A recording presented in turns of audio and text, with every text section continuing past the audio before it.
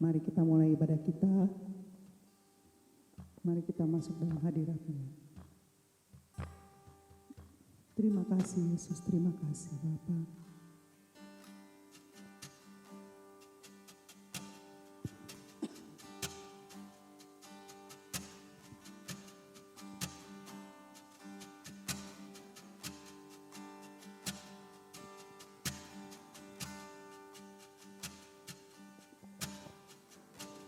Aku masuk ke hadirat-Mu, bawa persembahan ke tempat kudus-Mu. Pujian ku naikkan, sembah ku berikan bagi-Mu Allah yang mulia. Kau layakkan ku menghampiri-Mu, melihat tata kemuliaan-Mu Tuhan. Pujian ku naikkan, sembah ku berikan bagi-Mu Allah yang mulia. Oleh kuasa darah-Mu, Kau telah tebus dosaku.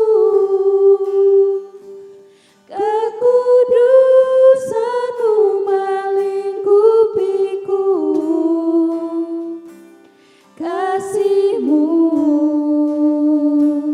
mengalir, memulihkan hidupku. Sungguh besar anugerah-Mu, Kau selamatkan hidupku. Ku menjadi ciptaan yang baru oleh kuasa darah-Mu.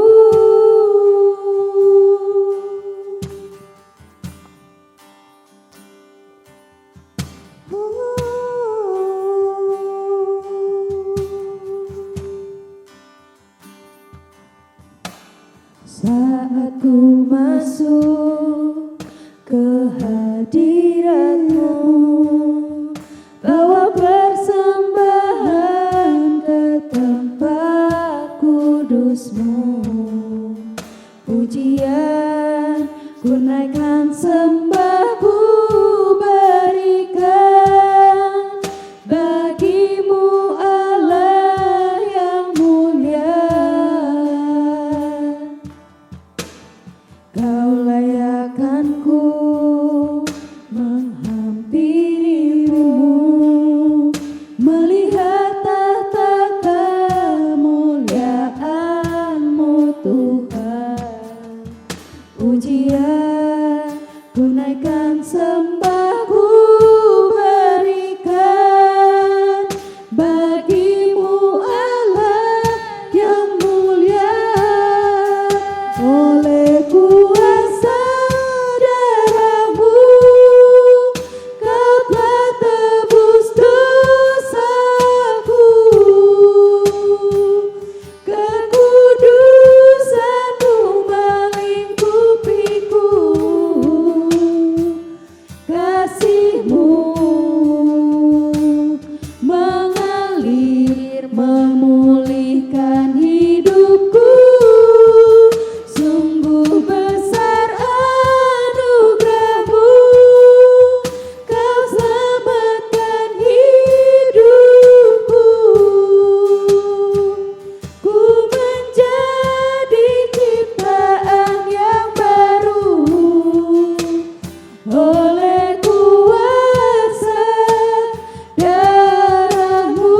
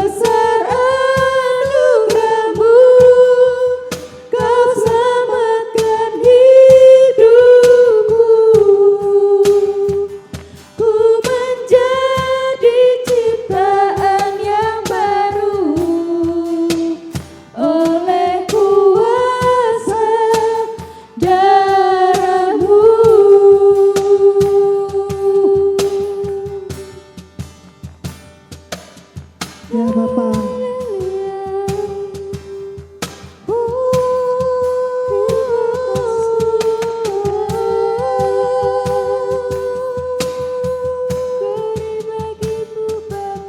Kuasa darah-Mu Yesus memulihkan hidupku. Haleluya. Terima kasih Yesus, ku bersyukur. Haleluya. Oleh kuasa darah-Mu, Kau telah tebus dosaku.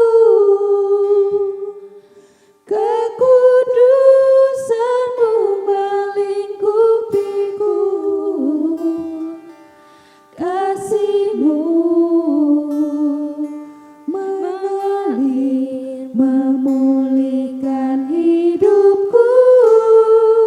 Sungguh besar anugerah-Mu, Kau selamatkan hidupku. Ku menjadi ciptaan yang baru oleh kuasa darah-Mu. Oleh kuasa darah-Mu, Kau telah tebus dosaku. Kekudusan-Mu melingkupiku. Kasih-Mu mengalir memulihkan hidupku. Sungguh besar anugerah-Mu, Kau selamatkan hidupku. Ku menjadi ciptaan yang baru oleh kuasa darah-Mu. Ku menjadi ciptaan yang baru oleh kuasa darah-Mu.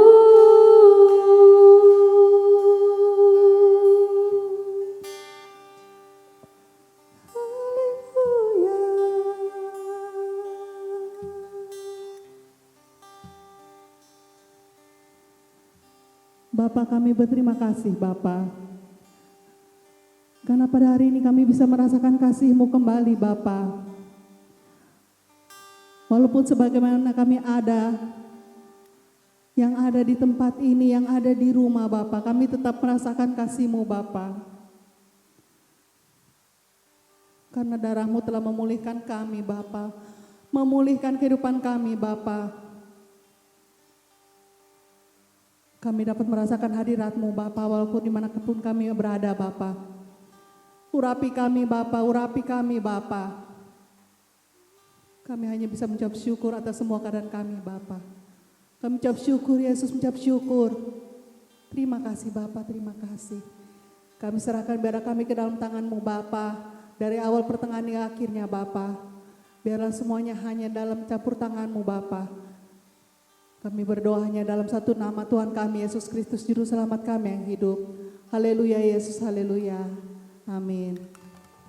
Shalom Bapak Ibu Saudara sekalian, baik yang ada di tempat ini, yang ada di rumah, dalam keadaan seperti apapun kita tetap bersemangat memuji Tuhan. Amin.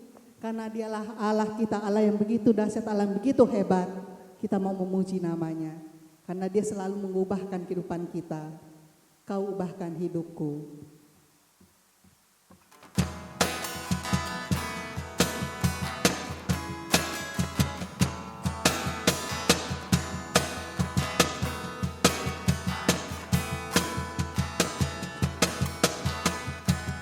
Sungguh Kau mempesona, segala perbuatanmu hapuskan raguku.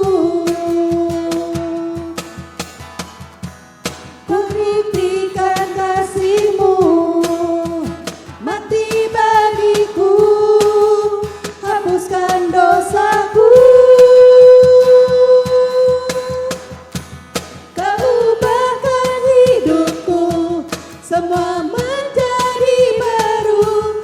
Sekarang ku bersuka di dalam-Mu, Yesusku. Kau jagai hidupku, melangkah di jalan-Mu, sampai ku terima mahkota kehidupanku.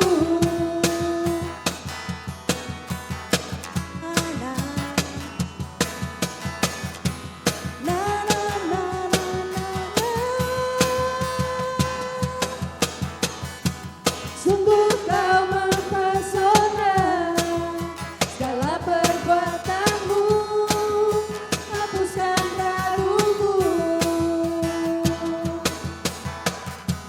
Kau buktikan kasih-Mu, mati bagiku, hapuskan dosaku. Kau ubahkan hidupku, semua menjadi baru. Sekarang ku bersuka di dalam-Mu, Yesusku. Kau jagai hidupku, melangkah di jalan-Mu, sampai ku terima mahkota kehidupanku. Na na na na na na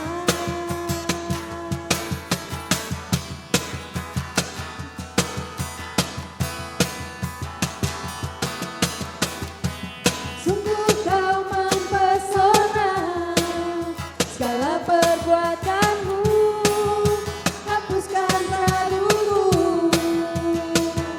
Oh oh oh, kau buktikan kasih-Mu, mati bagiku, hapuskan dosaku. Kau ubahkan hidupku, semua menjadi baru. Sekarang ku bersuka di dalam-Mu, Yesusku. Kau jagai hidupku, melangkah di jalan-Mu, sampai ku terima mahkota kehidupanku. Kau ubahkan hidupku, semua menjadi baru. Sekarang ku bersuka di dalam-Mu, Yesusku. Kau jagai hidupku, semua di jalan-Mu, sampai ku terima mahkota kehidupanku.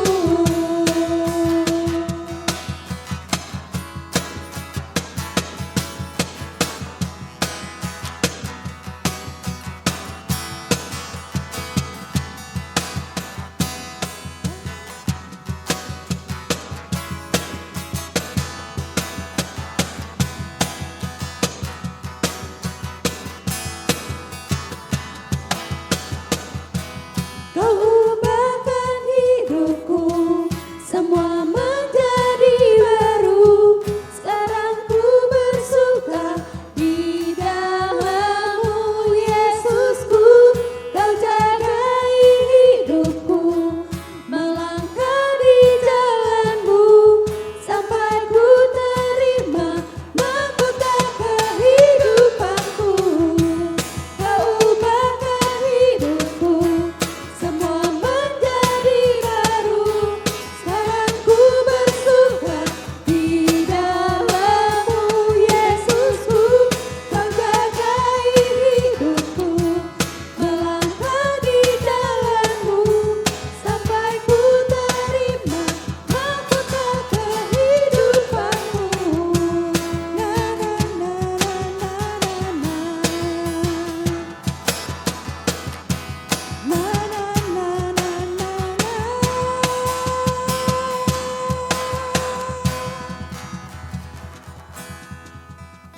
Kita percaya Bapa mengubah kehidupan kita menjadi kehidupan yang baru dalam segala keadaan kita yang pada saat ini. Kita percaya Tuhan memulihkan dalam segala keadaan apapun. Amin. Mari kita masuk dalam hadirat-Nya.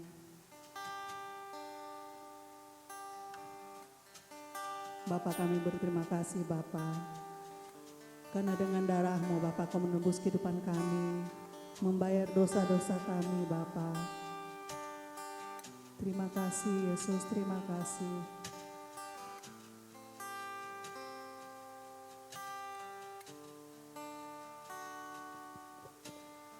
Bukan dengan barang fana Kau membayar dosaku, dengan darah yang mahal, tiada noda dan celah. Bukan dengan emas perak Kau menebus diriku, oleh segenap kasih dan pengorbananmu, ku telah mati dan tinggalkan cara hidupku yang lama. Semuanya sia-sia dan tak berarti lagi. Hidup ini ku letakkan pada mezbah-Mu ya Tuhan. Jadilah padaku seperti yang Kau ingini.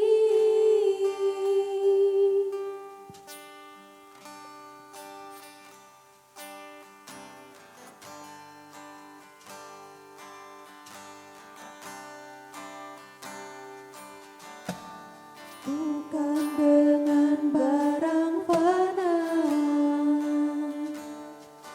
Kau membayar dosaku, dengan darah yang mahal, tiada noda dan celah. Bukan dengan emas perak Kau menebus diriku, oleh segenap kasih dan pengorbananmu, ku telah mati dan tinggalkan cara hidupku yang lama. Semuanya sia-sia dan tak berarti lagi. Hidup ini ku letakkan pada mezbah-Mu ya Tuhan. Jadilah padaku seperti yang Kau ingini.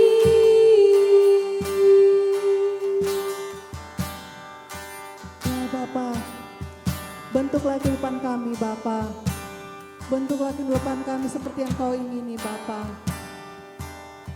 Pada saat kami mati Bapa, Kau memberikan kami kehidupan baru Bapa. Dengan curahan darah-Mu Kau memberikan kami kehidupan yang baru Bapa. Terima kasih Yesus, terima kasih. Bukan dengan barangnya karena Kau membayar kehidupan kami, membayar dosa-dosa kami. Tapi dengan darah-Mu yang kudus Bapa, Kau menebus kehidupan kami Bapa. Terima kasih Bapa, terima kasih Yesus.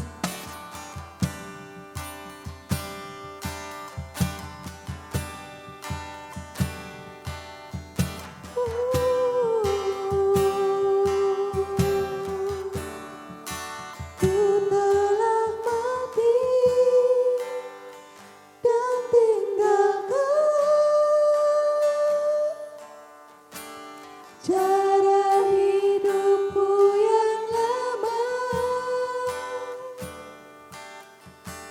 Semuanya sia-sia dan tak berarti lagi hidup ini. Ku letakkan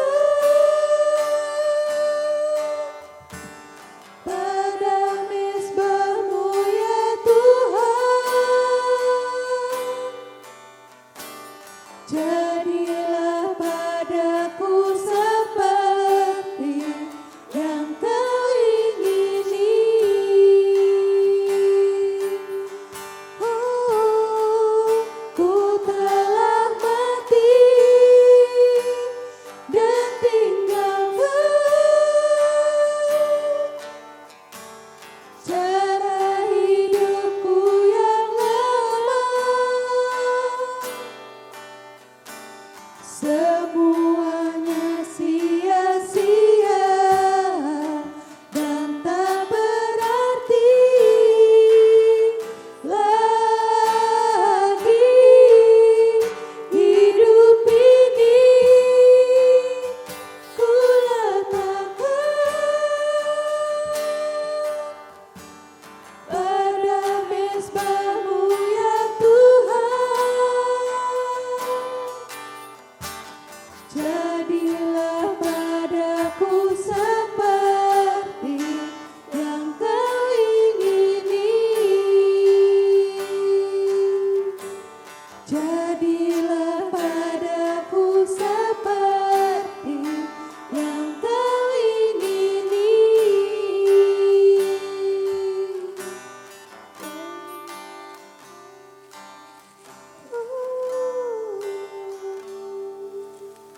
Bapak terima kasih, Bapak terima kasih. Ini baik kehidupan kami Bapak, kami menyerahkan semuanya ke dalam tangan-Mu Bapak, ke dalam mezbah-Mu Yesus. Terima kasih Bapak, terima kasih. Kini kami akan mendengarkan firman-Mu Bapak, bimbing kami, menyiapkan hati kami Bapak. Biarlah firman-Mu dapat merema dalam kehidupan kami Bapak. Mari Kau berkati gembala kami akan memberikan firman-Mu baik kami Bapak. Terima kasih Yesus, terima kasih. Kami ucap syukur, berdoa di dalam nama satu nama Tuhan kami Yesus Kristus. Haleluya. Amin. Shalom saudara, senang bisa berjumpa kembali dengan saudara-saudara yang luar biasa. Saudara, beberapa hari yang lalu, tepatnya pada tanggal 10, tanggal 12, terjadi satu revolusi dalam kehidupan orang yang beriman. Revolusi yang luar biasa yang sudah dilakukan oleh Yesus Kristus, di mana terjadi satu perubahan yang begitu besar, terjadi satu perubahan yang luar biasa, terjadi satu perubahan yang dahsyat dalam setiap kehidupan orang percaya. Itulah sebabnya Yesus berkata di dalam kitab Yohanes pasalnya yang ke-5 ayat 24, Aku berkata kepadamu, sesungguhnya barang siapa mendengar perkataanku dan percaya kepada Dia yang mengutus aku. Di sini dikatakan juga ia mempunyai hidup yang kekal dan tidak turut dihukum, sebab ia sudah pindah dari dalam maut ke dalam hidup. Saudara, ketika kita memutuskan untuk menerima Yesus Kristus sebagai Tuhan dan Juru Selamat dalam kehidupan kita, seharusnya kita sudah menjadi manusia yang baru. Itulah sebabnya tadi saya katakan bahwa pada tanggal 10, tanggal 12 terjadi satu kejadian yang luar biasa dalam kehidupan orang percaya, di mana terjadi satu revolusi hidup orang percaya, revolusi spiritual. Kenapa? Karena di dalam hidup orang percaya terjadi satu perubahan. pada waktu Yesus mati di salib, pada waktu Yesus bangkit, terjadi satu perubahan yang dahsyat, terjadi satu perubahan yang luar biasa. Itulah sebabnya saya ingin berbicara pada saat pagi hari ini, bagaimana kita sebagai orang percaya harus merevolusi hidup. Saudara, di dalam kitab 2 Korintus pasalnya yang ke-5 ayat 17, jadi siapa yang ada di dalam Kristus, ia adalah ciptaan baru. Yang lama sudah berlalu, sesungguhnya yang baru sudah datang. Kita sebagai pengikut Kristus dituntut untuk mengalami perubahan. Perubahan di dalam kehidupan kita memang tidak mudah. Tidak mudah untuk dipahami dan tidak mudah untuk dimengerti. Menjadi pengikut Kristus yang sejati adalah orang yang mau mengenal Tuhan, dan untuk menuju di dalam pengenalan kepada Tuhan, kita harus melakukan yang namanya revolusi hidup. Apa maksud daripada revolusi hidup itu, saudara? Maksud dari revolusi hidup adalah perubahan yang cukup mendasar, perubahan yang cukup mendasar dan menyeluruh dalam hidup. Nah, perubahan secara mendasar dan menyeluruh telah dicontohkan oleh Yesus Kristus. Seperti pertama tadi saya sudah katakan bahwa ketika dia mati di kayu salib dan dia bangkit, saudara-saudara yang kekasih, itu adalah satu perubahan yang mendasar. Karena apa? Karena Yesus adalah seorang revolusioner sejati. Seorang revolusioner sejati, saudara, cenderung menghendaki perubahan secara menyeluruh dan mendasar dalam setiap kehidupan. Dan Yesus sudah melakukannya itu. Yesus sudah melakukan revolusi yang begitu dahsyat, revolusi kehidupan yang begitu luar biasa. Itulah sebabnya Yesus dikatakan bahwa Yesus adalah revolusioner sejati. Saudara-saudara, revolusioner yang dikatakan atau yang dilakukan oleh Yesus Kristus bukan melawan pemerintahan dunia seperti beberapa atau yang dilakukan oleh para saudara-saudara yang mungkin ingin mempunyai satu kedudukan. Yesus bukan seperti itu. Di dalam Efesus pasal yang ke-6 ayat 12, di sini dikatakan, karena perjuangan kita bukanlah melawan darah dan daging, tetapi melawan pemerintah-pemerintah, melawan penguasa-penguasa, melawan penghulu-penghulu dunia yang gelap ini. Jadi melawan roh-roh jahat di udara. Yesus Kristus adalah seorang revolusioner sejati. Dia lakukan dengan apa? Dengan kasih, bukan dengan pemberontakan, bukan dengan satu kekuatan senjata, tetapi dia melakukannya itu dengan kasih. Revolusi yang dilakukan oleh Yesus melalui pelayanan dengan menghasilkan keselamatan, dengan membawa pengajaran yang merupakan sesuatu yang paling radikal. Revolusi seperti inilah yang diinginkan Tuhan, yaitu adanya perubahan hidup atau lebih dikenal pertobatan. Dan dari sudut pandang Bapa Surgawi, saudara, pertobatan adalah titik awal untuk menuju masa depan yang lebih baik. Pertobatan adalah satu titik awal yang menuju masa depan yang lebih baik untuk kehidupan saudara, untuk kita semua sebagai pengikut-pengikut Kristus. Maka saudara-saudara, kita harus memahami apa yang dimaksud rencana Bapa yang besar itu. Rencana Bapa yang besar untuk setiap kehidupan orang percaya. Itulah yang tadi saya gambarkan tentang revolusi hidup. Saudara, ketika kita berbicara soal revolusi hidup, tentu kita harus memahami dasar secara alkitabiahnya. Dasar Alkitabnya itu apa? Sehingga terjadi satu revolusi hidup bagi pengikut Kristus. Coba kita buka di dalam kitab Roma pasalnya yang ke-8, saudara, ayat 1 sampai dengan 4. Mari kita buka di sana. Saudara yang di rumah juga kita buka kitab Roma pasalnya yang ke-8 ayat 1 sampai dengan 4. Inilah yang menjadi dasar firman Tuhan. Terjadi revolusi hidup bagi pengikut Kristus. Saya akan bacakan di dalam kitab Roma pasalnya yang ke-8 ayat 1 sampai dengan 4. Sekarang tidak ada penghukuman bagi yang ada di dalam Kristus Yesus. Roh yang memberi hidup telah memerdekakan kamu di dalam Kristus dari hukum dosa dan hukum maut. Sebab apa yang tidak mungkin dilakukan hukum Taurat karena tak berdaya oleh daging, telah dilakukan oleh Allah dengan jalan mengutus anaknya sendiri dalam daging, yang serupa dengan daging, yang dikuasai oleh dosa karena dosa. Ia telah menjatuhkan hukuman atas dosa di dalam daging, supaya tuntutan hukum Taurat digenapi dalam kita yang tidak hidup menurut daging tetapi menurut roh. Rasul Paulus menulis satu kedahsyatan yang luar biasa yang telah dilakukan oleh Yesus Kristus. Tentang apa? Tentang revolusi hidup di dalam kehidupan orang percaya.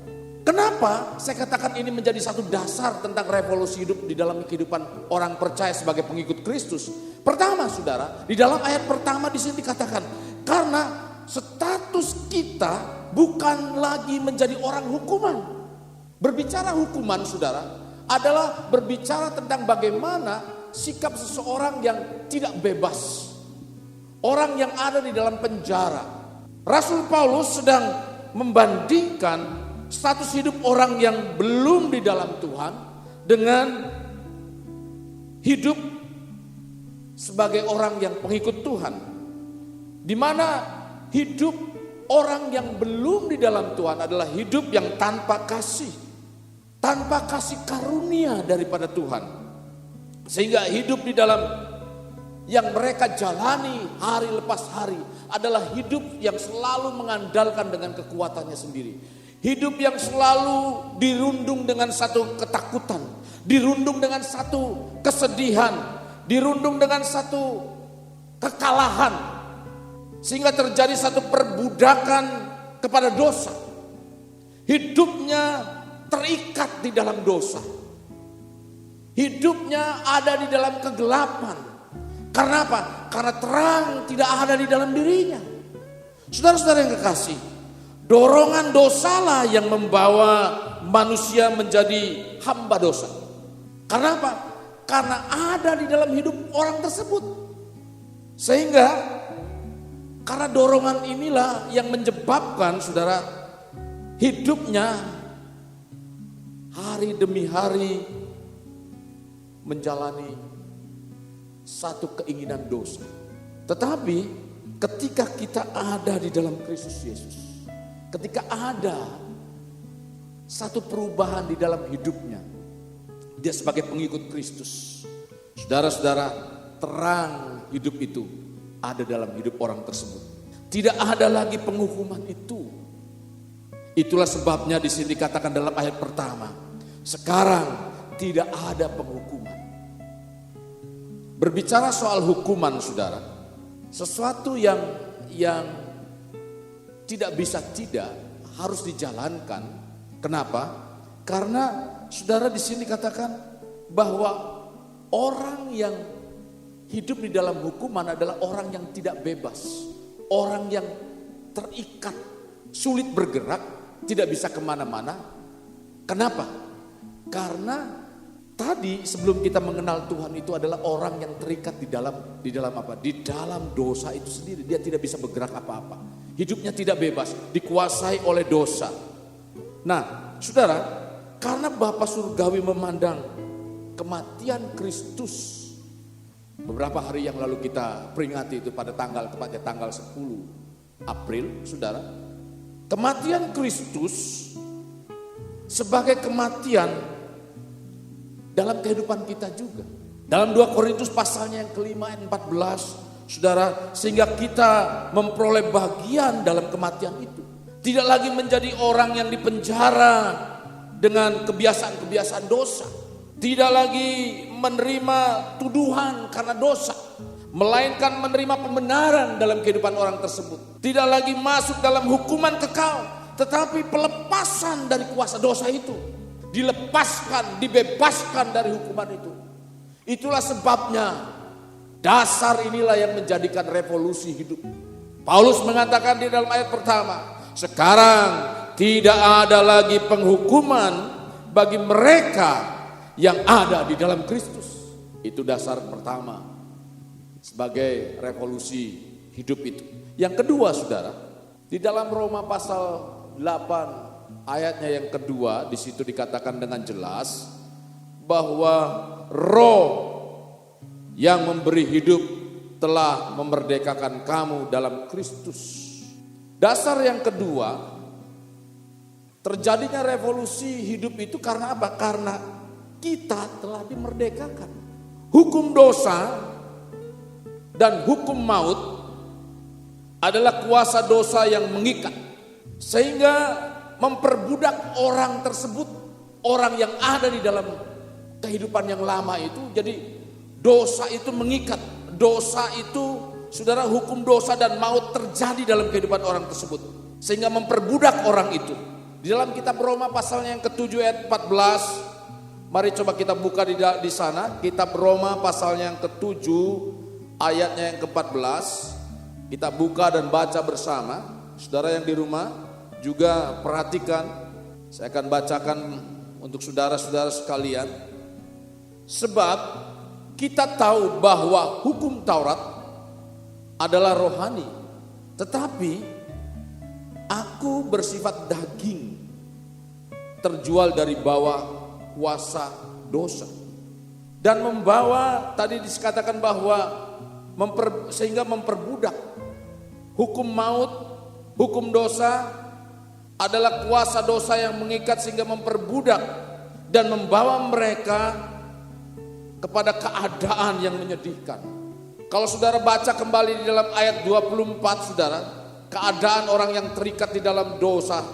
Di sini dikatakan dengan jelas, aku manusia celaka. Siapakah yang akan melepaskan aku dari tubuh maut ini?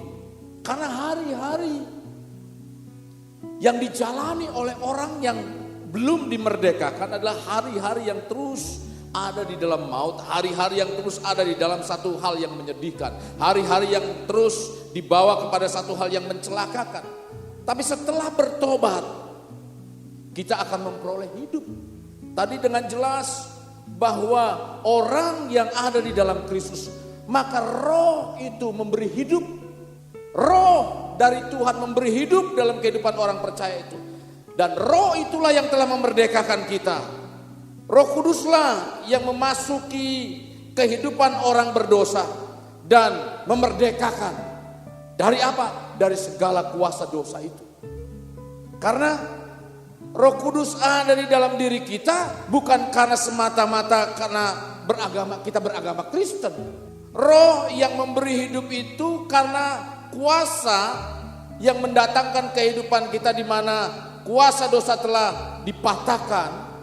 Bukan karena Kristennya, tetapi karena kita tinggal di dalam Tuhan. Karena kita sebagai pengikut Kristus, sehingga Roh itulah yang mampu memerdekakan kehidupan kita.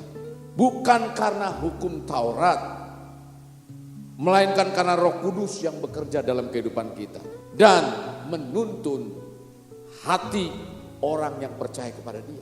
Dasar yang ketiga, saudara-saudara yang kekasih, secara Alkitab, kenapa ini menjadikan satu dasar revolusi hidup, saudara? Karena di dalam Roma pasalnya yang ke-8 ayat ke-3 di sini dikatakan, karena kelemahan kita telah diatasi. Hukum Taurat yang harusnya adalah hukum yang benar dan membawa kepada kebahagiaan dan kepenuhan hidup, saudara, justru tidak berdaya apa-apa. Sekalipun dia merupakan hukum, tetapi saudara, hukum Taurat itu dia tidak berdaya apa-apa untuk menolong manusia. Hukum Taurat menjadi hukum yang mematikan. Jadi menjadi hukum dosa dan hukum maut. Hal ini saudara dapat digambarkan dengan satu ilustrasi oksigen, saudara. Antara oksigen dan api. Keberadaan oksigen merupakan suatu yang berguna bagi kehidupan manusia. Tetapi ketika oksigen itu berada di sekitar kobaran api, maka oksigen itu justru membuat api semakin membesar. Membuat saudara terjadinya satu kebakaran yang makin besar. Bukannya meredakan api tersebut, tetapi membuat api itu semakin besar. Karena apa? Karena oksigen tersebut. Jadi dengan demikian saudara, maka pilihan manusia berdosa telah menjebak. Sama seperti saudara-saudara yang kasih dalam Tuhan tadi, hukum Taurat bisa saja menjebak manusia di dalam dosa. Justru karena hukum Taurat, manusia tahu adanya dosa, mengenal adanya dosa. Jadi manusia itu sendiri terjebak di dalam jalan yang buntu dan berujung kepada satu kebinasaan. Tidak ada jalan alternatif untuk keluar. Tetapi kita bersyukur karena apa? Karena hidup di dalam Yesus. Karena hidup di dalam Yesus, maka ia tidak akan kehidupan pribadi orang tersebut dikalahkan. Oleh apa? Oleh dosa dan maut. Karena apa?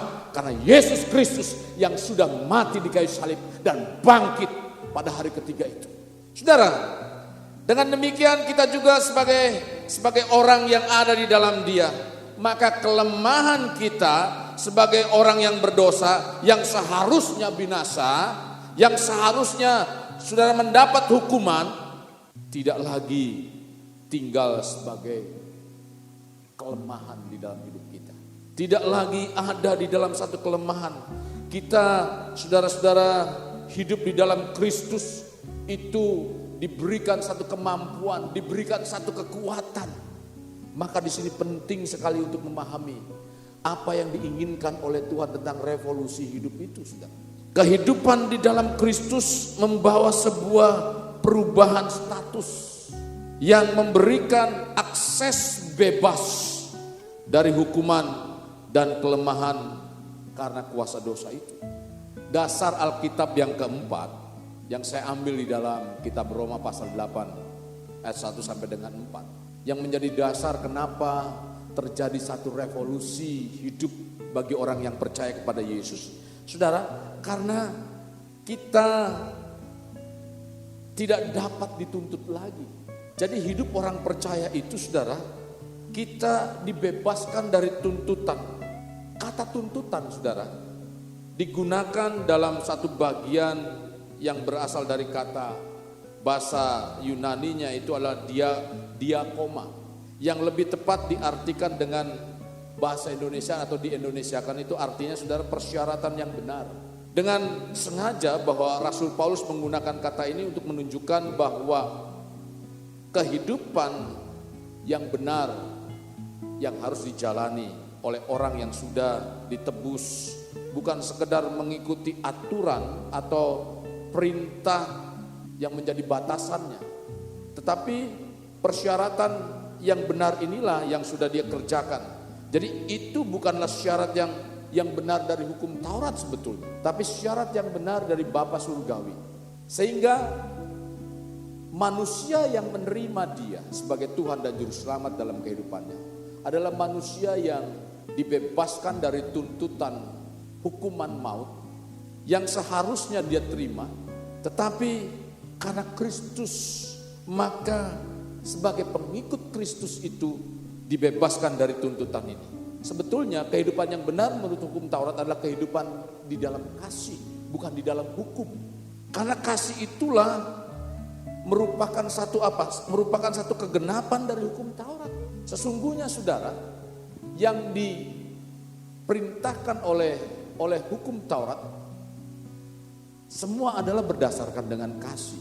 Ketika Yesus ditanya oleh orang-orang yang ada atau sebagai murid Kristus, ditanya begini, hukum yang terutama di dalam Tuhan itu apa?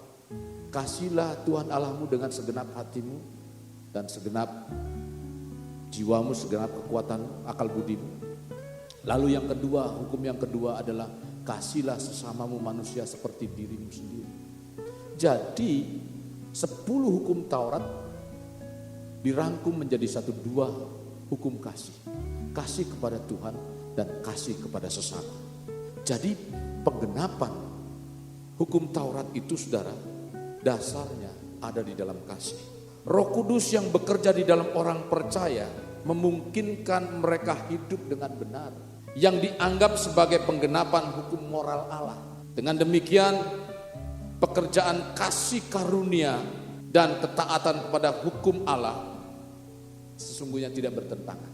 Keduanya mengacu pada kebenaran dan kekudusan, sehingga mendatangkan satu kebebasan atau kelepasan dari tuntutan. Kita tidak lagi dituntut.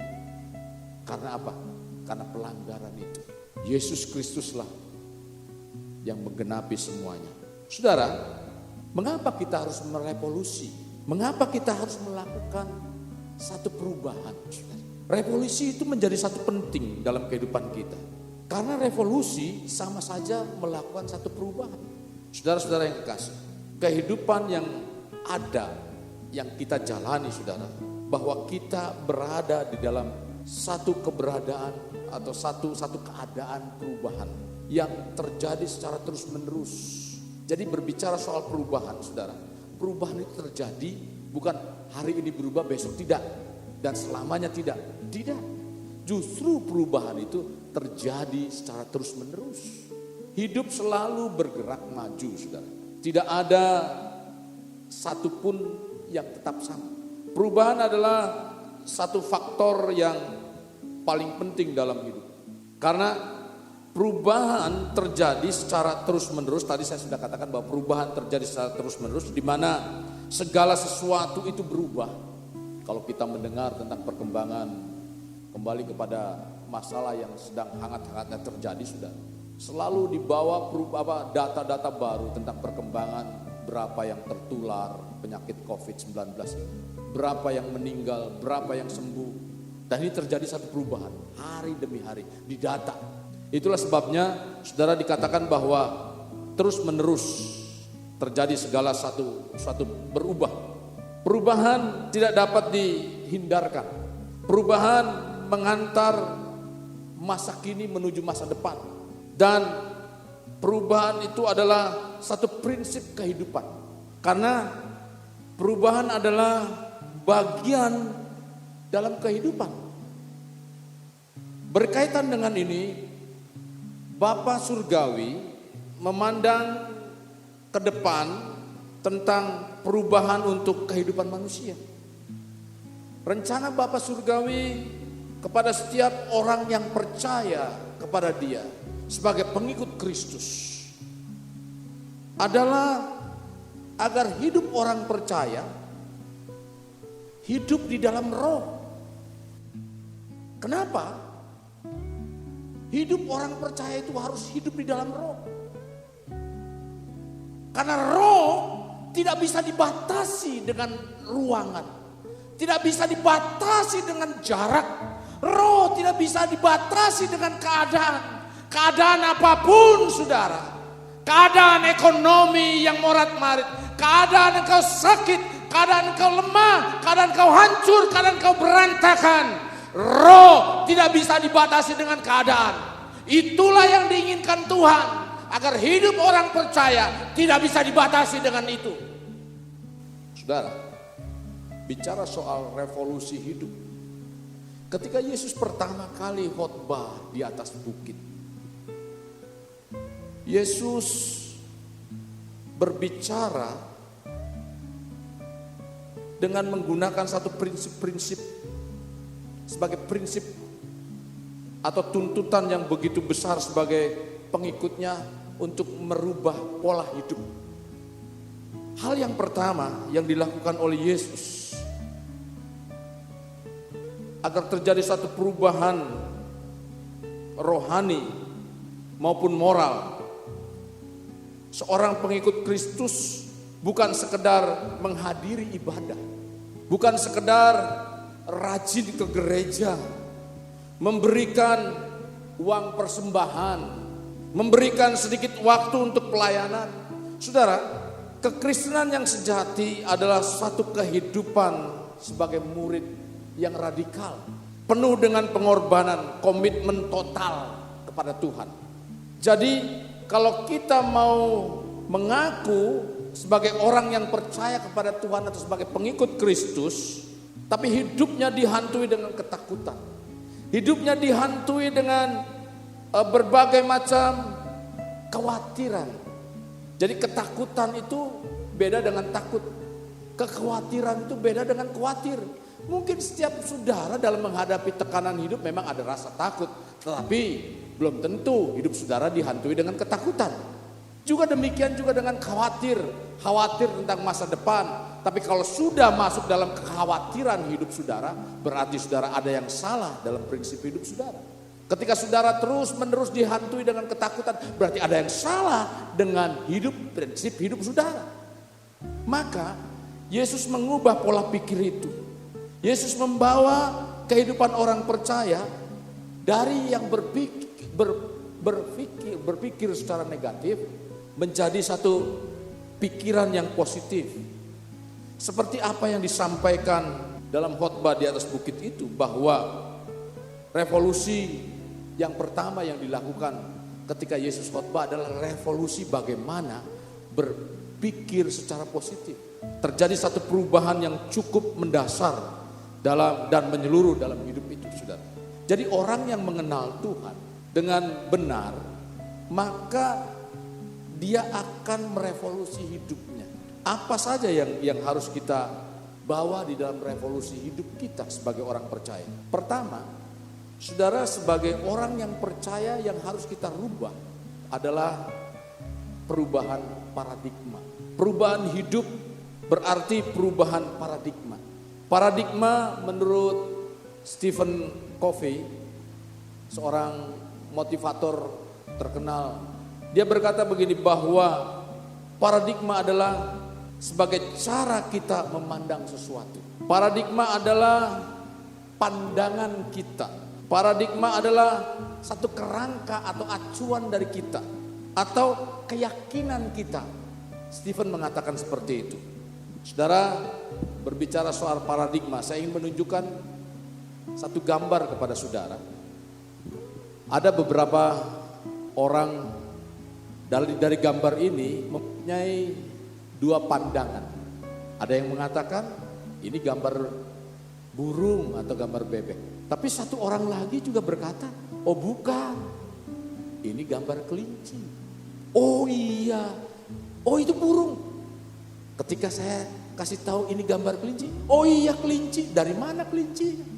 Ini mulutnya, ini daun telinga, bisa juga sebagai paruh. Ini yang namanya paradigma, kerangka berpikir.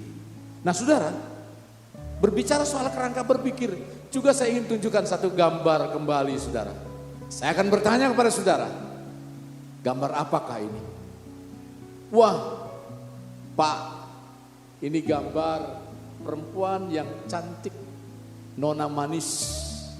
Ada yang memandang begini, ini mah bukan nona manis Bapak, tapi ini gambar nenek-nenek tua. Dari mana? Bisa saya unjukkan saudara. Ini gambar nona manis.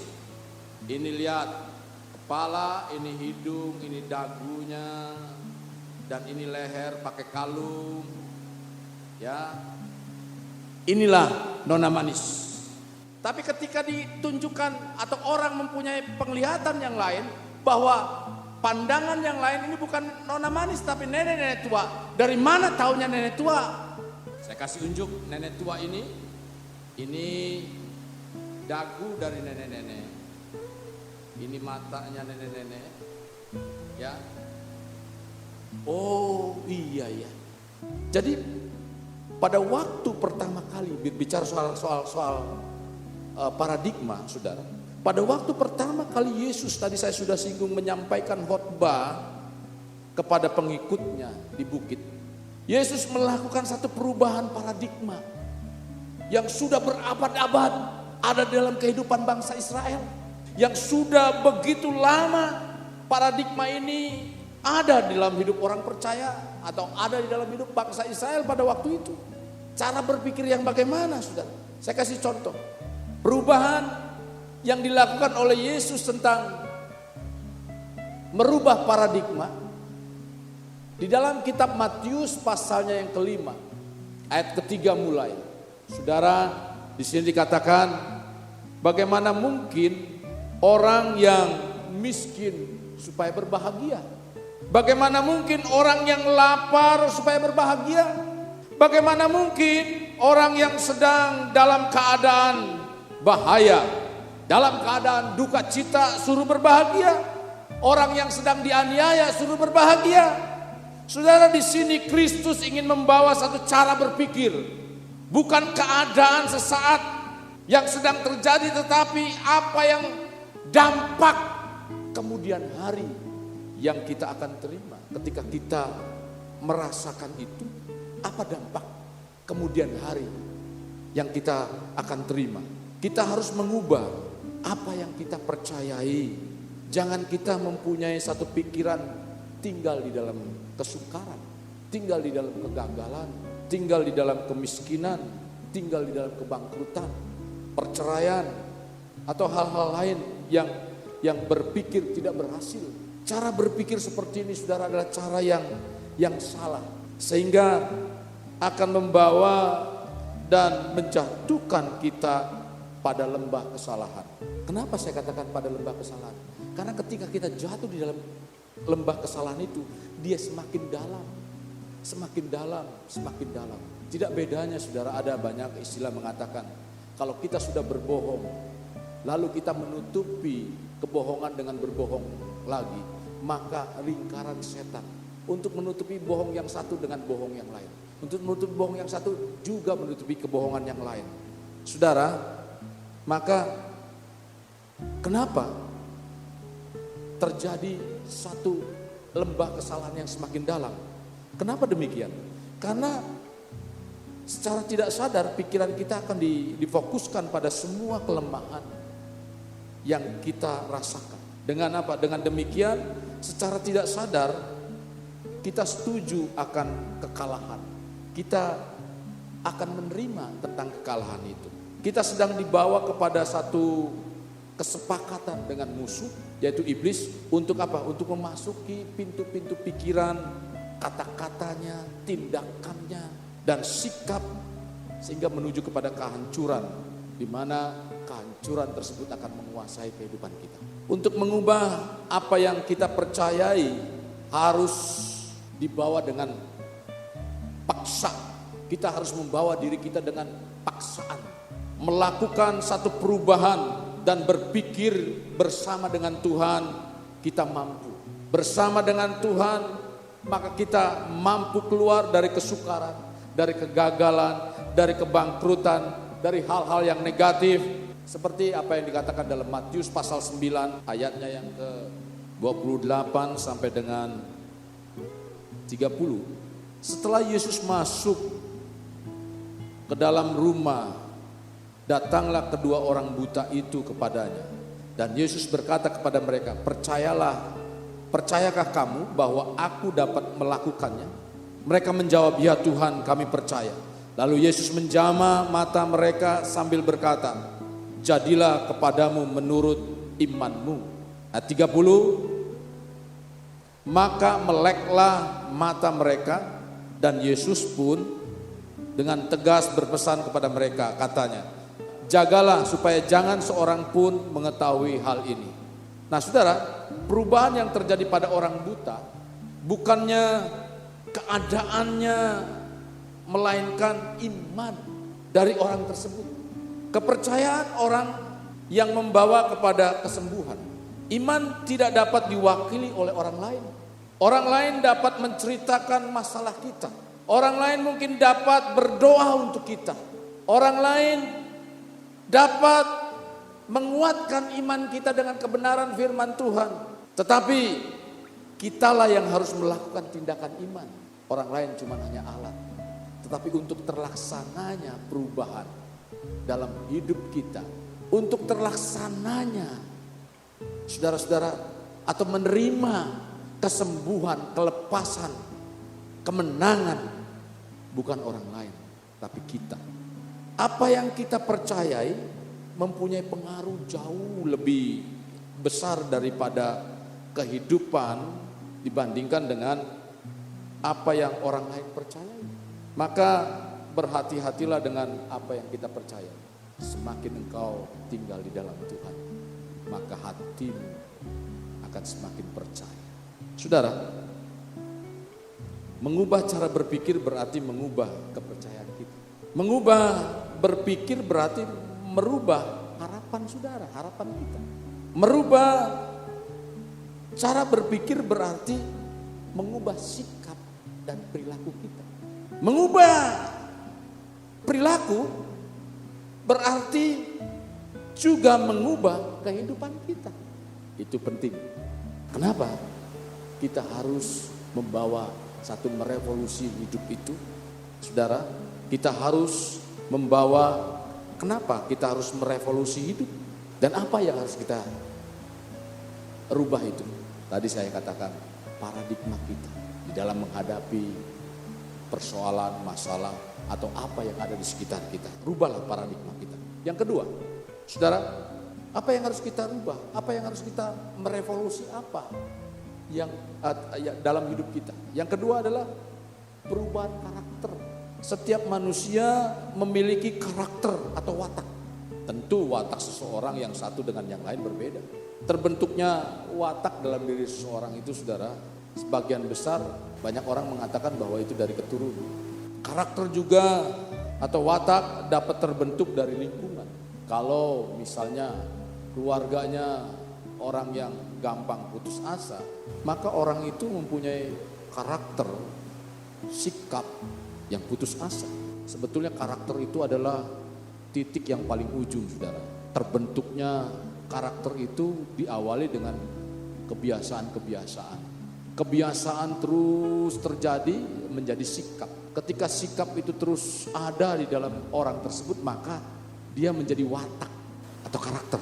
Tadi saya sudah singgung, kalau misalnya di satu lingkungan atau keluarga yang terus mudah putus asa, khawatir, maka orang tersebut akan juga memiliki satu sikap atau watak yang mudah putus asa, karakternya seperti itu.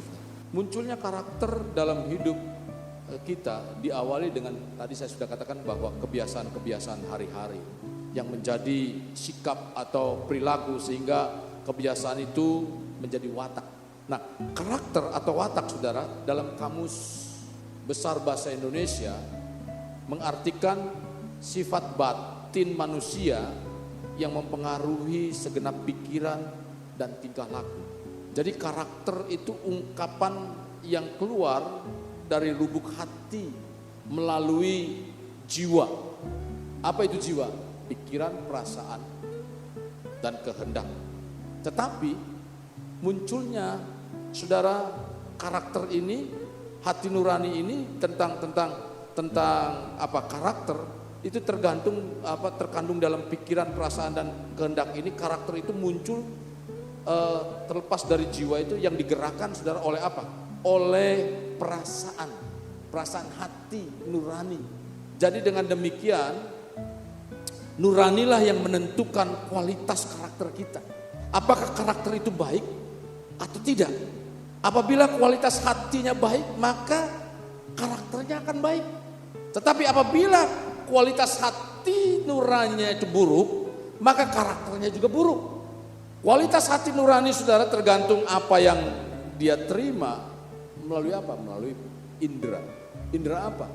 Indera pendengaran dan indera penglihatan. Jadi di mana kedua indera inilah yang menjadi jembatan, kedua indera inilah yang membangun karakter seorang. Jadi karakter sangat dipengaruhi oleh lingkungan. Proses perubahan terjadi tergantung seberapa sering pengaruh masuk melalui jendela jiwa, yaitu mata dan telinga itu. Seandainya, saudara, kehidupan itu sebuah kapal yang begitu besar sedang mengarungi lautan yang ganas. Seganas apapun saudara lautan itu, kapal itu tidak akan takut dan tidak akan gentar untuk mengarunginya. Sekalipun gelombang, badai secara dahsyat menerpa kapal tersebut. Kapal ini dia akan terus berjalan melalui terpaan gelombang, melalui badai, dia akan terus melaju selama apa? Selama tidak ada air yang masuk di dalam kapal itu. Apabila ada sedikit saja kebocoran pada bagian kapal tersebut, saudara, maka tinggal tunggu waktu. Kapal yang besar itu lambat laun akan karam. Kapal itu lambat laun akan tenggelam. Hal yang sama saudara dengan kehidupan. Jika karakter kita buruk, percayalah, lambat laun saudara akan runtuh. Kehidupan atau seluruh kehidupan kita, seluruh kehidupan saudara akan runtuh. Jadi karakter seorang begitu penting saudara. Karena apa? Karena karakter menyangkut tentang etika. Dalam 1 Korintus pasalnya yang ke-15 ayat 33 berbicara soal karakter atau etika. Dalam bahasa Ibrani ini mengandung ada etika atau etos. Firman Tuhan ini dengan jelas mengatakan pergaulan yang buruk merusak kebiasaan yang baik. Jadi pergaulan yang buruk dapat merusak etika yang baik, dapat merusak karakter yang baik.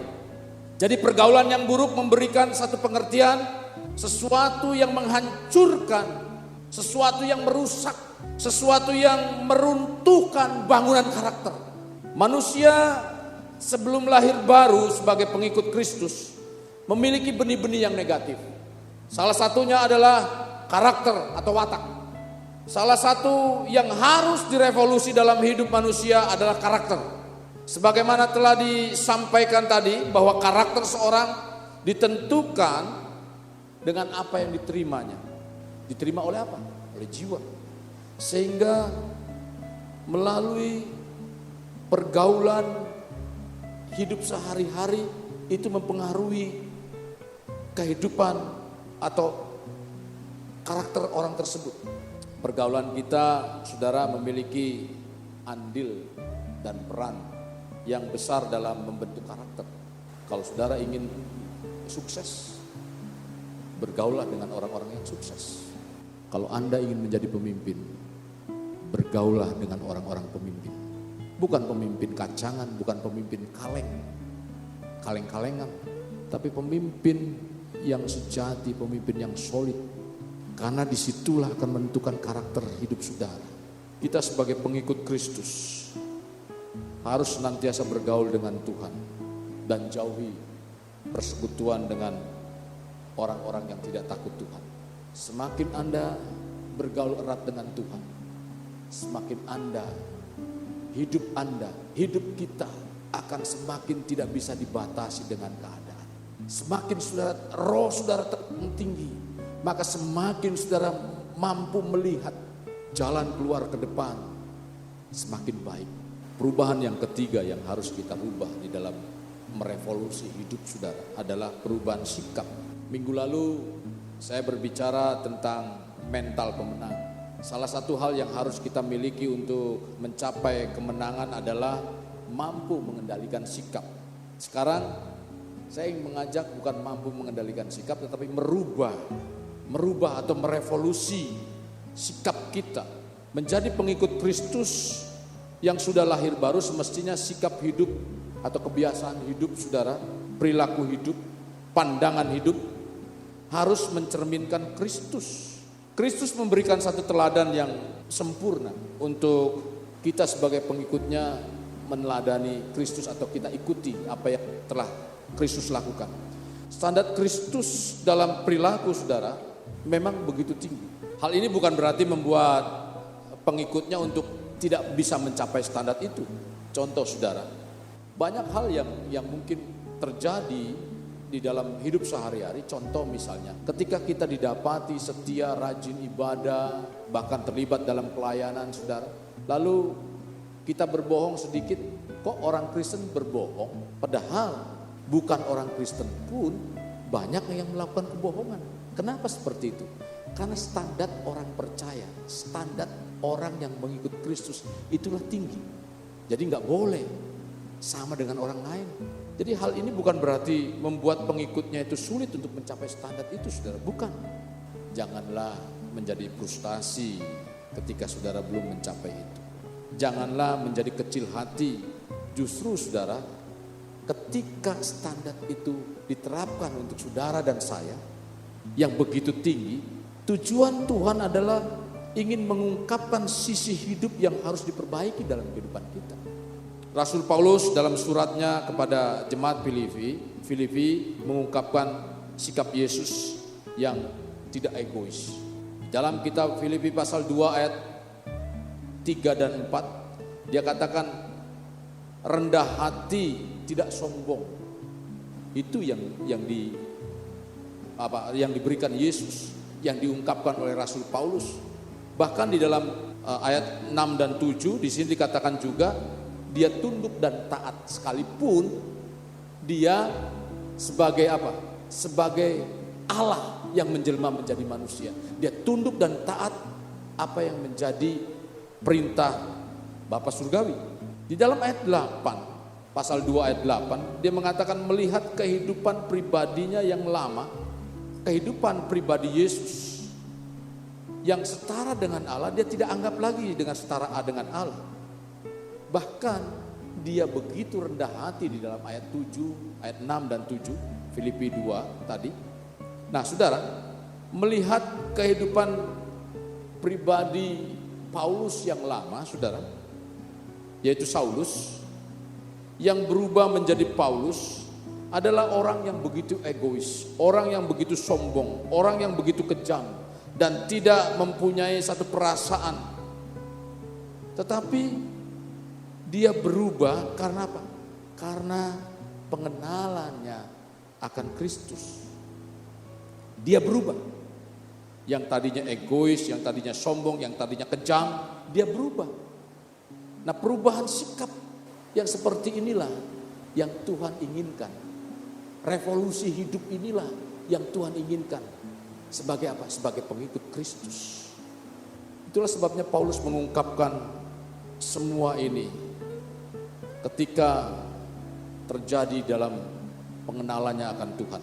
Nah, Tuhan Yesus mengajarkan kepada kita sebagai pengikutnya agar apa? Agar mempunyai dan mengalami sikap hidup. Sikap hidup begitu penting, saudara, karena sikap menentukan kebahagiaan. Sikap kita menentukan kedamaian.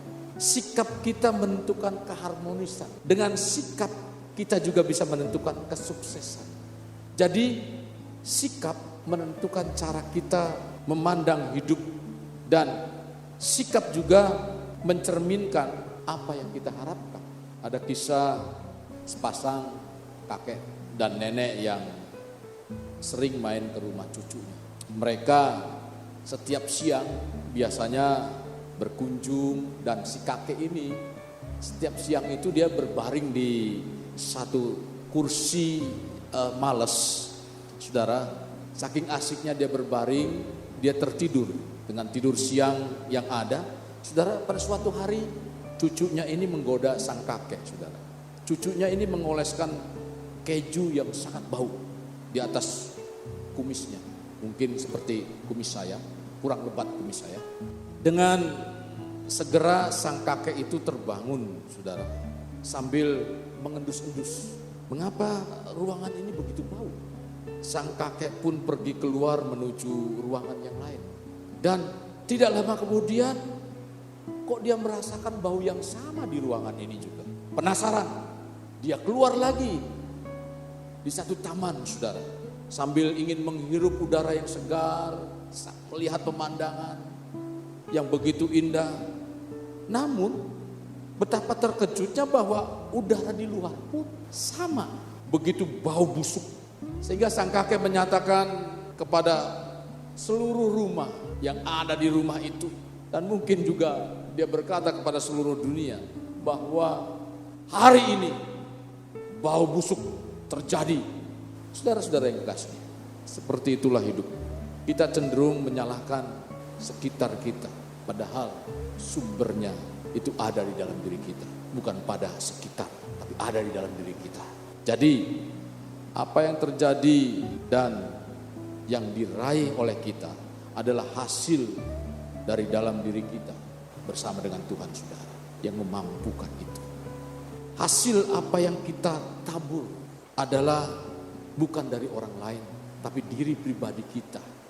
Orang lain cuma hanya bisa mungkin mendoakan, orang lain cuma hanya bisa menyarankan, tapi yang bertindak bukan orang lain, tapi saudara sendirilah. Saudara, entahkah saudara pedagang, entahkah saudara pegawai, entahkah saudara pengusaha yang mungkin akan mendapat posisi atau hasil yang baik dalam dagangan saudara, dalam jabatan saudara, dalam mungkin karir saudara, miliki sikap yang baik. Sebagai satu contoh, saudara, ada seorang yang mensurvei mengapa pelanggan tidak lagi datang.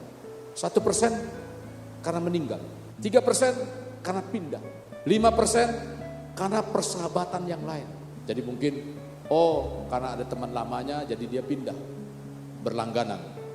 Lalu 9% karena persaingan harga, 14% ketidakpuasan terhadap produknya. Dan saudara harus tahu, 68% tidak lagi datang karena apa?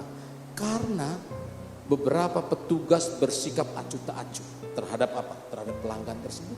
Jadi saudara, sikap menentukan. Kristus Yesus mengajarkan kepada kita sebagai pengikut Kristus, tentunya kita harus mempunyai sikap. Kita harus berperilaku atau kita harus mempunyai pandangan hidup yang baik. Lukas pasal 6 ayat 31. Dan sebagaimana kamu kehendaki supaya orang lain perbuat kepadamu, perbuatlah juga demikian kepada mereka.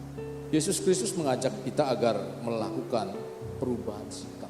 Sikap apa? Sikap yang positif dalam menilai segala sesuatu. Mari saudara, kita perhatikan orang-orang yang hidupnya berhasil. Adalah orang-orang yang hidupnya selalu dipenuhi dengan sikap positif. Dalam kitab Lukas pasal 6 tadi ayat 31, Yesus membawa pikiran kita untuk apa? Untuk melihat apa hasil di depan yang akan kita rasakan. Jadi bukan saat itu, tapi Yesus coba berpikir ke depan. Jadi kalau kita mau orang lain perbuat terhadap diri kita, perbuatan terlebih dahulu kita kepada orang lain. Jadi Yesus berpikir tentang ke depan. Itu sikap, saudara. Yesus berpikir tentang bagaimana dia bersikap. Bersikaplah dengan semangat dalam menjalani hidup, sekalipun mungkin tekanan terjadi dalam hidup saudara. Karena hanya dengan semangat saudara dapat terus-menerus membakar apa? Membakar hidup kita untuk mencapai impian-impian yang kita impikan itu. Kalau kita nggak semangat, sebesar apapun yang ada di depan kita nggak akan bisa meraih. Sebesar apapun impian saudara, tanpa semangat saudara, tidak akan tercapai mimpi itu. Jadi revolusioner sejati adalah Yesus, dan dia ingin kita untuk menjadi revolusioner sejati juga. Revolusioner sejati saudara selalu melihat jawaban dalam setiap masalah, bukan masalah dalam setiap jawaban. Jadi jangan dibalik. Jadi kalau orang punya revolusioner sejati, dia selalu melihat jawaban dalam setiap masalah. Bukannya saudara masalah dalam setiap jawaban. Jadi ketika ada jawaban ada masalah. Bukan itu. Revolusioner sejati saudara yang diinginkan oleh Tuhan selalu pergi menyelesaikan masalah. Jadi ketika dia pergi selalu dia akan menyelesaikan masalah. Bukan pergi hanya mengelilingi masalah dan tidak menyelesaikannya. Revolusioner sejati saudara selalu berkata, biarkan saya melakukan untukmu. Bukannya berkata itu bukan pekerjaanku. Jadi artinya sudah cuek. Sekalipun itu mungkin pekerjaan bos, saudara, bukan tugas saudara, lakukan itu. Berpikirlah seperti bos. Sebab apa? Sebab suatu saat nanti ketika Anda berpikir seperti bos, jangan-jangan saudara akan menjadi bos. Revolusioner sejati saudara akan berkata itu mungkin sekalipun itu susah. Tetapi kalau bukan saudara, bukan revolusioner sejati, hal itu dapat terjadi tetapi susah. Ingat, sikap yang ada pada kita mendorong kita untuk bertindak. Dan tindakan itu akan menentukan hasil. Maka apabila ingin menjadi pengikut Kristus yang dahsyat, yang luar biasa, yang penuh dengan kemungkinan-kemungkinan terjadi dalam hidup saudara, hiduplah seperti apa yang Kristus inginkan. Mari, revolusilah hidup saudara seperti Kristus yang sudah merevolusi dirinya menjadi revolusioner sejati. Hari ini kita akan merayakan perjamuan kudus. Saudara, apa yang dimaksud dengan perjamuan kudus? Perjamuan artinya satu pesta. Pesta apa? Pesta tentang kemuliaan Tuhan. Pesta tentang jawaban Tuhan. Pesta tentang hadirat Tuhan. Bahwa kita akan dijamu tentang apa? Tentang kemuliaan Tuhan. Tentang hadirnya Tuhan. Lewat apa? Lewat perjamuan itu, saudara. Apa yang sedang saudara hadapi saat ini? Problem saudara, rumah tangga kah? Keuangan kah? Masa depan kah? Hari ini kita melakukan perjamuan kudus. Ingat, Tuhan sudah merevolusi hidupnya agar saudara pun mengikuti itu. Dan hari ini juga Dia akan menjamu saudara lewat perjamuan kudus dengan hadiratnya, sehingga menjawab setiap persoalan dan masalah hidup saudara. Ketika kita mengangkat perjamuan kudus, Tuhan, inilah tubuhmu yang sudah mati di kayu salib, yang sudah terpecah-pecah karena dosa dan pelanggaranku. Percayalah, Dia sudah mengerjakan dengan dahsyat dan luar biasa. Maka disitulah ada pesta Tuhan. Disitulah ada pesta apa? Pesta jawaban Tuhan terjadi dalam hidup saudara. Mari kita masuk dalam perjamuan kudus. Saya akan berdoa buat perjamuan kudus. Saudara berdoa di rumah, saya akan memberkati perjamuan kudus ini. Bapa Surgawi, hamba berdoa untuk perjamuan kudus.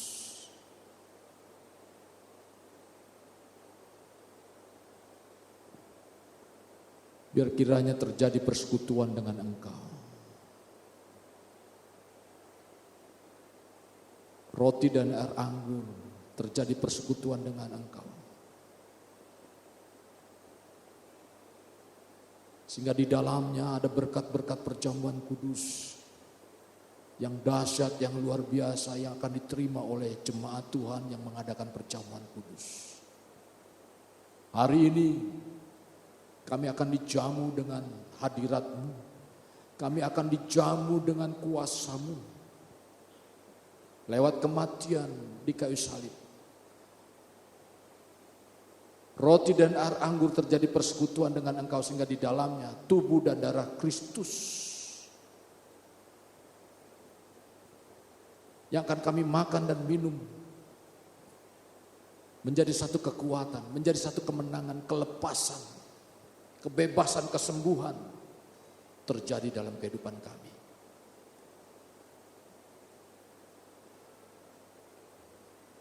Saudara yang kasih, terimalah tubuh Kristus yang sudah terpecah-pecah karena dosa dan pelanggaranmu.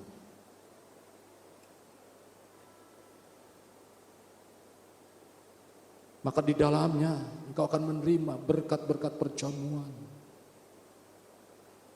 Yang sakit akan disembuhkan. Yang terikat akan dibebaskan. Yang ada di dalam kegagalan akan dikuatkan. Akan ada kemenangan, akan ada pesta perjamuan dari Tuhan. Dan Tuhan akan menjamu jawaban doa dalam kehidupan saudara. Seperti apa yang menjadi permasalahan saudara saat ini.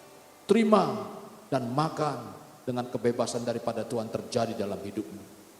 Makan dengan iman dalam nama Yesus Kristus.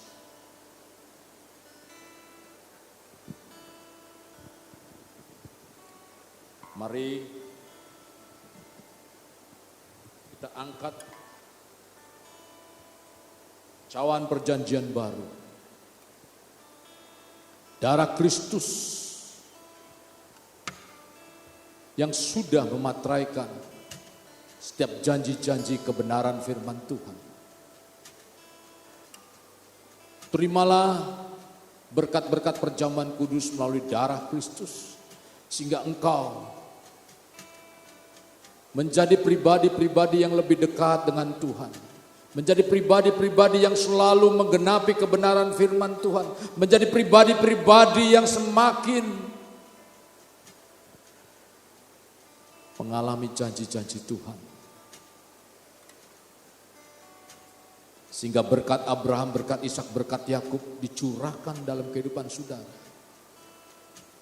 Terimalah dan minum bersama dalam nama Tuhan Yesus.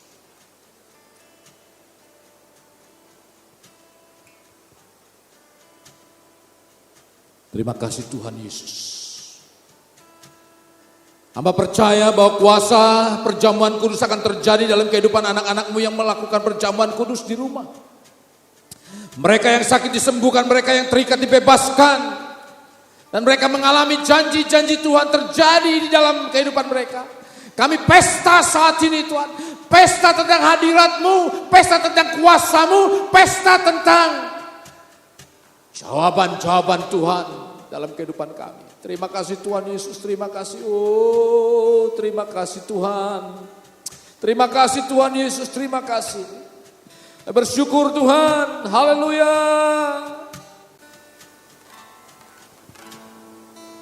Kami bersyukur Tuhan. Terima kasih Yesus. Tak pernah ninggalkan, dan ku percaya Engkau milikku dan ku milikmu. Kerinduanku tinggikan namamu, karena ku tahu Engkau dalamku dan ku dalammu.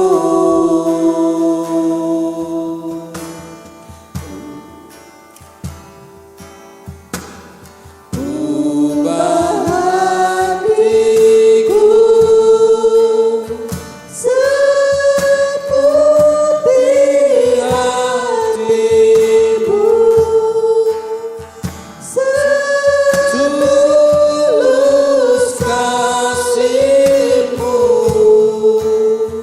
kasih-Mu. Ya Tuhan, amin, amin.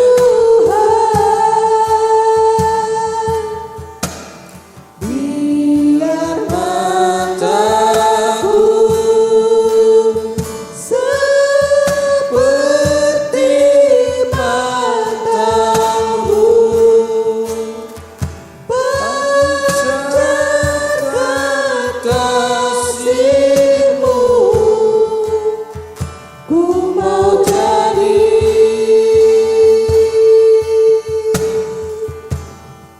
seperti-Mu.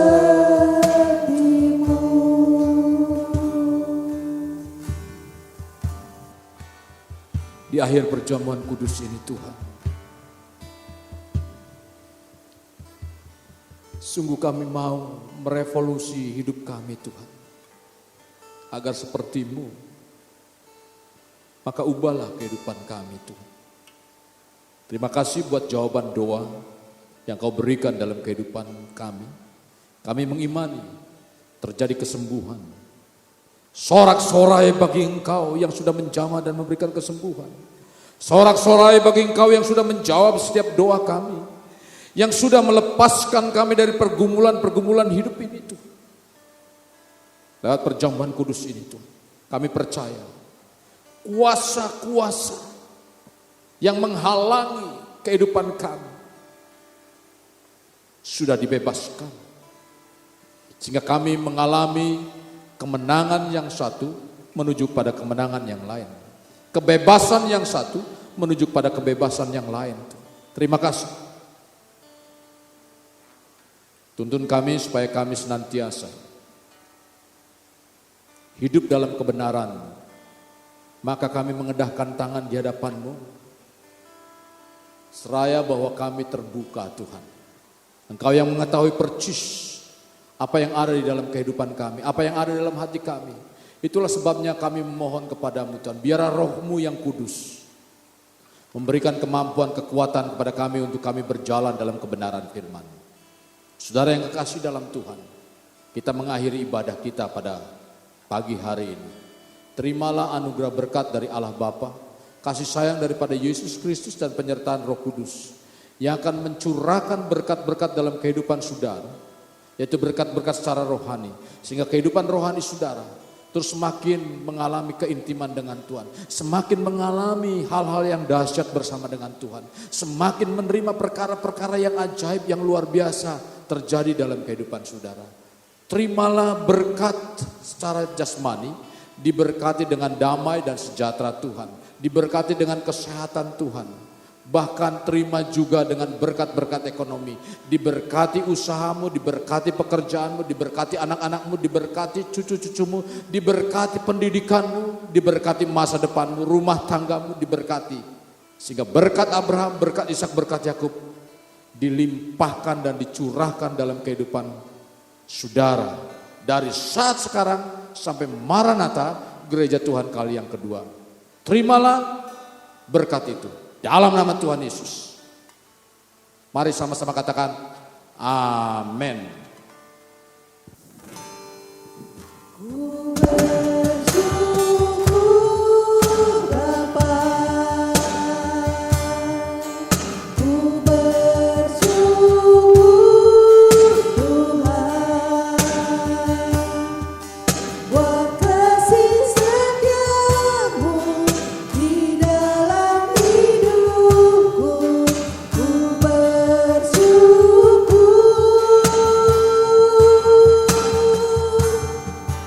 ku bersyukur Bapa, ku bersyukur Tuhan, buat kasih setiamu di dalam hidupku. Ku bersyukur